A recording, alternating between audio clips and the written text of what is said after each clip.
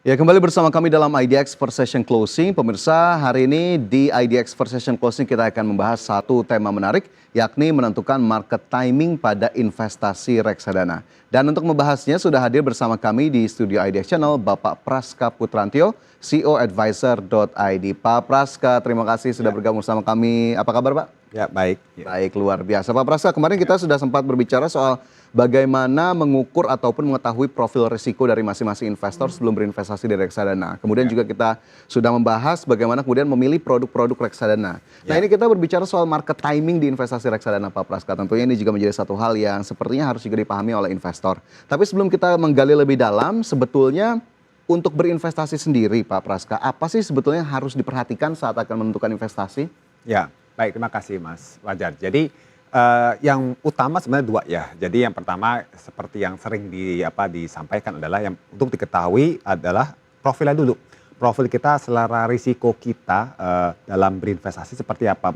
Yang mana bisa ketahuan, dicerminkan oleh kebutuhan likuiditas uang untuk investasinya itu uang dingin, uang yang masih dibutuhkannya jangka panjang, atau memang uang yang dalam waktu dekat bisa dibutuhkan kembali, seperti itu kira-kira. Itu yang pertama, itu untuk menentukan toleransi atau selera risiko atau profil risiko, seperti itu. Yang kedua adalah biar lebih mantap nih investasinya, firm ya, secara target.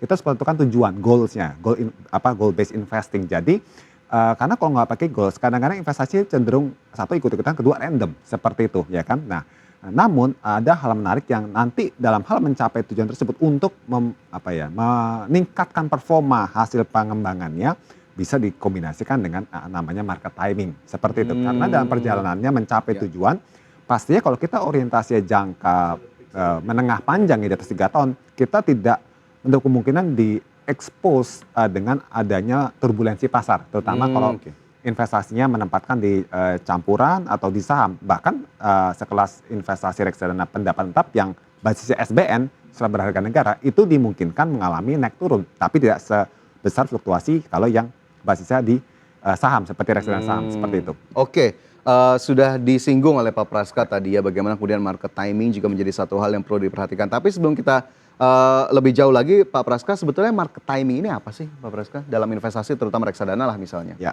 baik. Jadi market timing secara general, secara umum, artinya adalah kita menentukan waktu yang tepat atau dianggap ideal lah, tidak 100% itu adalah yang paling benar, tapi ideal untuk kita keluar atau kita masuk dalam suatu instrumen investasi. Biasanya market timing ini kan diterapkan pada investasi di saham.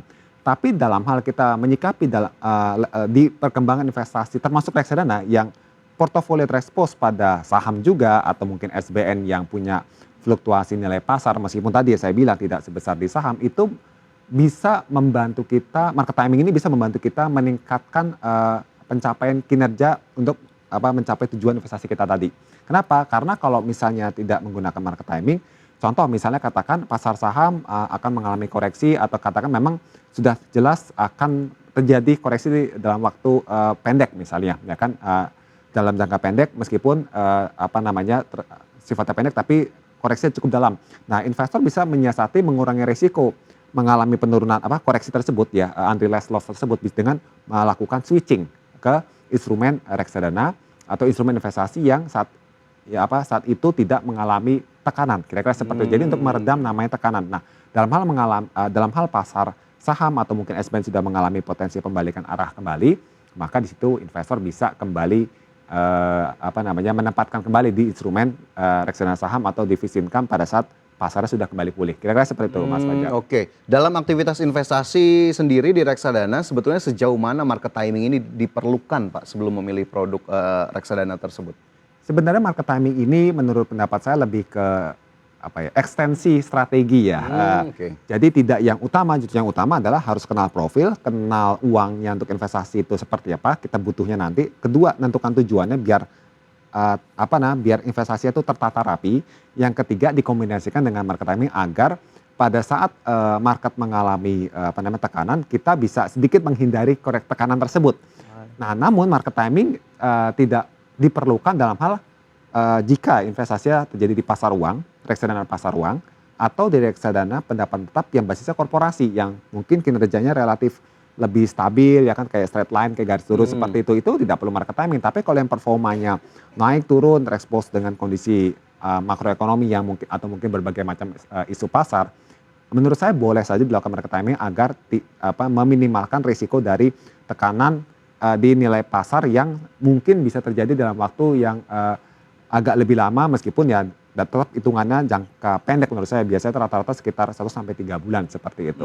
Oke, bahkan tadi produknya juga agak cukup spesifik begitu ya Pak Praska, market timing bisa kemudian lebih optimal digunakan untuk reksadana jenis tertentu. Contohnya tadi yang mungkin ada sahamnya atau obligasinya, bahkan pasar uang dan obligasi korporasi tadi contohnya agak ya masih bisa minimal lah ya market timingnya. Minimal atau bahkan tidak perlu dilakukan market timing karena sudah cenderung lebih stabil seperti itu. Oke, tapi sebetulnya kalau kita berbicara soal market timing sendiri Pak Praska, ada nggak sih Pak indikator-indikator dari market timing itu apa aja? Jadi saya investor, saya udah tahu nih, oke, menentukan waktu yang tepat untuk misalkan membeli atau menjual. Tapi indikatornya sendiri saya juga belum tahu nih apa yang harus saya perhatikan. Baik, jadi gini, market timing kalau di reksadana itu bukan kayak saham ya, ada indikator teknikal A, B, C, D, bukan. Jadi karena sebenarnya kita menempatkan di reksadana itu kan sudah diserahkan pada manajemen investasi selaku pengelola yang profesional untuk mengelola fund kita. Namun suka tidak suka dalam hal kalau itu reksadana saham 80% minimum taruh di saham, dia akan terikut pada IHSG naik turun juga.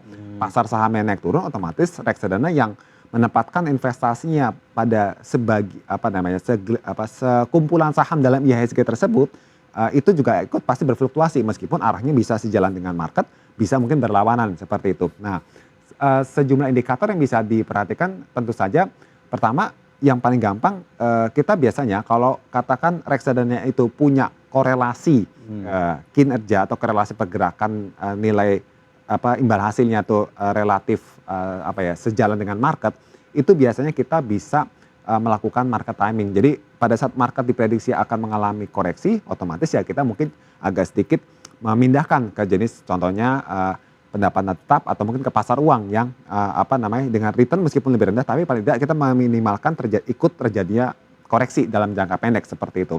Tapi memang perlu pengkarakteristikan lebih lanjut lagi terhadap produk reksadana yang bisa jadi nih kinerjanya kadang tidak sejalan dengan IHSG yang biasa jadi rujukan orang, ya kan? Atau mungkin IDX 80 ya kan, nggak sejalan juga dengan IDX 80 karena mungkin pengelolaan fundnya tersebut lebih cenderung kepada saham-saham di grup tertentu misalnya, atau mungkin preferensi ke saham-saham di kelompok indeks tertentu misalnya, kayak ETF dan indeks ya kan. Nah, pasti dia belum tentu sejalan dengan IHSG. Nah, maka biasanya investor bisa mengkombinasikan dengan bagaimana kondisi ekonomi yang saat ini sedang terjadi. Contoh misalnya, kalau kondisi makronya itu potensi suku bunganya akan potensi naik, inflasi lagi akan melaju tinggi ya kan, otomatis terlepas dari dia sesuai atau tidak dengan IHSG ya kan.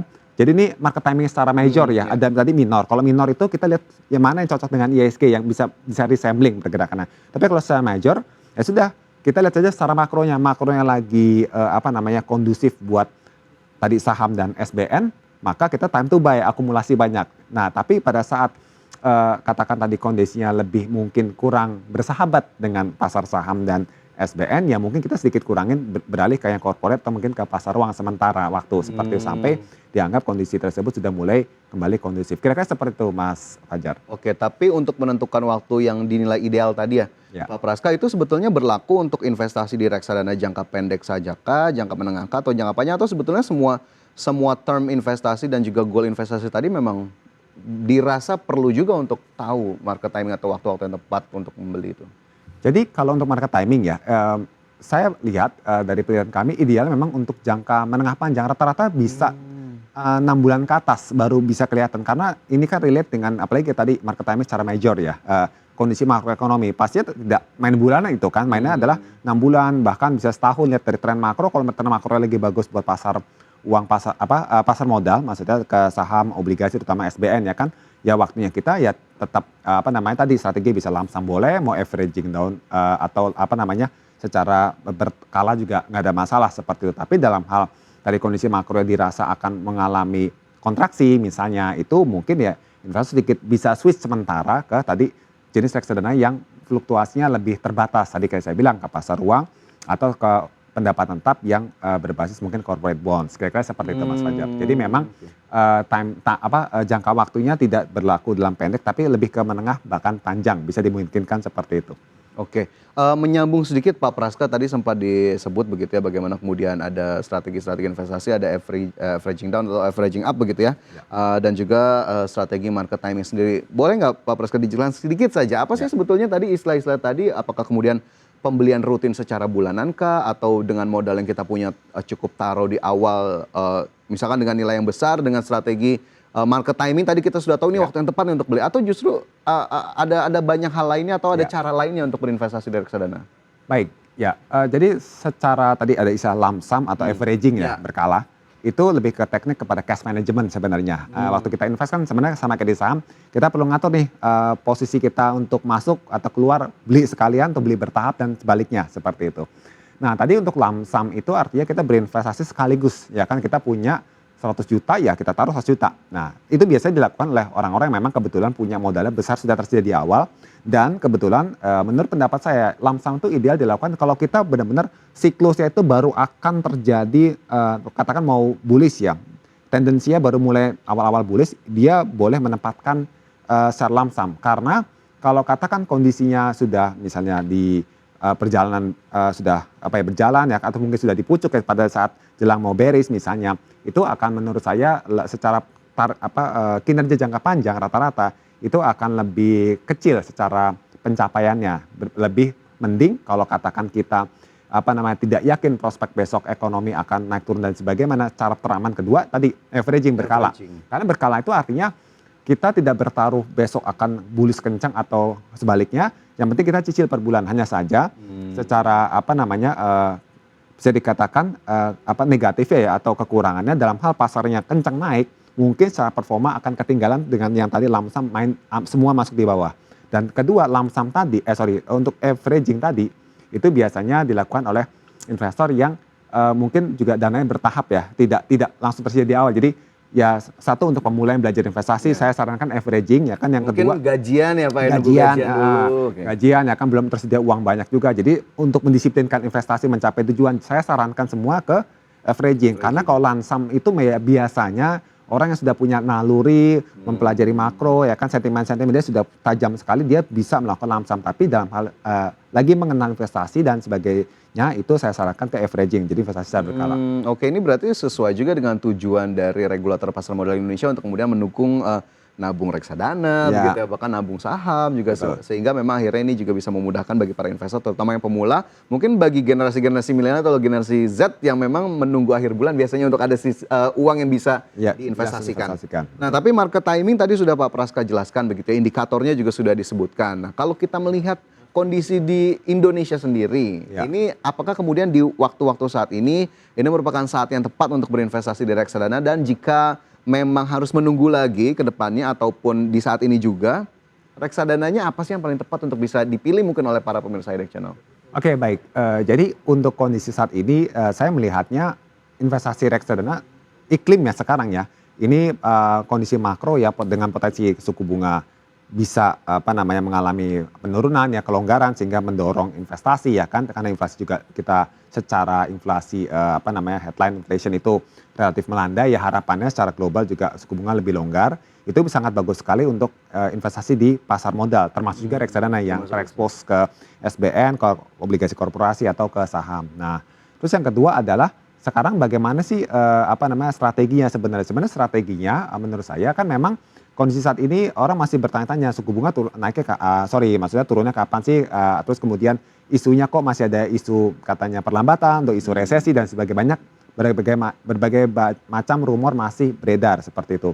Nah, dalam hal katakan untuk investor tadi saya bilang masih untuk ingin belajar dan mungkin masih cenderung mengabaikan hal tersebut. Yang penting tujuan adalah berinvestasi sesuai dengan profil, dia sudah punya tujuan mau dicapai targetnya kapan, dia tinggal fokus pada tadi eksekusi adalah averaging menurut saya. Dan PR-nya justru bukan masalah averaging atau lump sum-nya, tapi lebih kepada memilih produknya sekarang. Produknya mana nih yang dianggap bisa membantu paling tidak setahun ke depan deh secara bertahap membantu mencapai tujuannya secara bertahap, kira-kira seperti itu Mas Fajar. Oke, baik, itu tadi cukup banyak begitu yang kemudian diberikan kepada kita begitu terkait dengan bagaimana memilih produk reksadana, market timingnya seperti apa. Tapi sepertinya ini menjadi pertanyaan pamungkas saya terakhir, Ya, Pak Praska. Mungkin bagi pemirsa yang baru pemula gitu ya untuk kemudian mulai berinvestasi, salah satunya di reksadana, untuk menentukan waktu yang ideal atau waktu yang tepat, hal apa yang bisa dilakukan dari yang paling mudah, Pak Praska? Mungkin banyak juga yang masih mencari-cari informasi, tapi mungkin ada dari Pak Praska pengalaman sendiri dulu ya saat berinvestasi reksadana, apa yang bisa diberikan, bisa disarankan kepada para pemirsa? Baik, jadi menentukan time horizon ya istilah jangka waktu investasi. Memang ini sesuatu yang kadang-kadang suka ditanyakan, cocoknya saya kapan sih dan sebagainya. Menurut saya itu dilihat lagi tadi pada tujuannya. Tujuannya, ya. Karena kalau investasi itu mau saham atau apapun, obligasi, SBN, ORI ya kan, reksadana tanpa tujuan kadang-kadang cenderung random. Nanti pada saat terjadi gejolak pasar, nanti malah jadi pindah-pindah. Nah, ujung-ujungnya malah jadi ada yang kapok karena nyangkut dan sebagainya kalau ikut-ikutan misalnya. Nah, menurut saya jadi tujuan tersebut mau dikejar kapan realisasinya nih. Contoh katakan kalau tujuannya, oh saya mau katakan jalan-jalan tapi jalan-jalan ntar 3 tahun lagi sambil nabung. Ya boleh mungkin karena 3 tahun tadi barulah disesuaikan dengan produk reksadana apa sih yang sesuai dengan jangka waktu 3 tahun. Mungkin dengan tadi 1 sampai 3 tahun adalah reksadana pendapatan tetap. Nah, tinggal dia bisa filter lagi nih pendapatan tetap yang bisa naik turun basis SBN atau reksadana yang mungkin returnnya tidak sekencang kalau SBN dalam jangka menengah panjang tapi paling nggak stabil kayak berbasis korporasi misalnya. Itu boleh-boleh saja, yang penting sesuai. Saya targetnya adalah 3 tahun dengan dengan tujuan tadi ingin jalan-jalan 3 tahun lagi dengan biaya sekian. Kalau rata-rata kinerja reksadana tersebut yang kita akan pilih sekian persen dalam historical meskipun tidak menggaransi itu akan refleksi, tapi paling tidak sebagai salah satu pertimbangan ya yang perlu dicek and recheck lagi oleh investor dalam fund fact sheet, dalam prospektus perlu dibaca lagi. Nah, barulah investor tersebut mempersiapkan berapa sih uang yang harus saya tabung kalau main averaging, atau kalau duitnya udah cukup banyak di awal, oh jadi saya harus siapin uang di awal berapa untuk saya diemin sampai nanti 2 atau 3 tahun sesuai dengan target tersebut. Kira-kira gitu Mas Fajar. Oke, itu cukup mudah sekali. Saya yakin itu juga bisa diaplikasikan oleh kita. Mungkin yang memang masih berniat memulai untuk investasi di reksadana. Atau mungkin yang sudah berjalan tapi sepertinya ingin melakukan evaluasi dari strategi investasinya Pak Praska. Pak Praska sebetulnya masih banyak sekali yang bisa kita gali tapi sayang sekali waktu kita terbatas. Terima kasih banyak Pak Praska atas informasinya di hari ini. Semoga tentunya bisa menjadi inspirasi untuk para pemirsa Direct Channel. Terima kasih Pak Praska. Terima kasih Mas Fajar. Ya.